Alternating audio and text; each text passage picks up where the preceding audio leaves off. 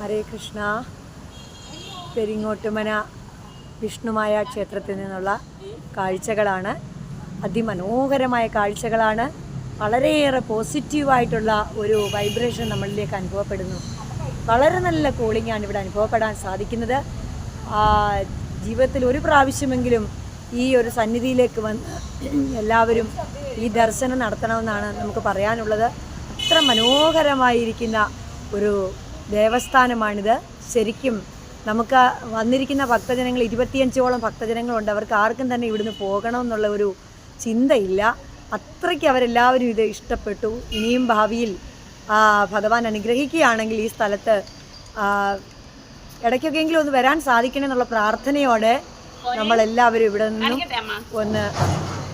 ഇപ്പോൾ ഒന്ന് മുന്നോട്ട് ഗുരുവായൂരിലേക്ക് പോവുകയാണ്. ഹരേ ഗുരുവായൂരപ്പ.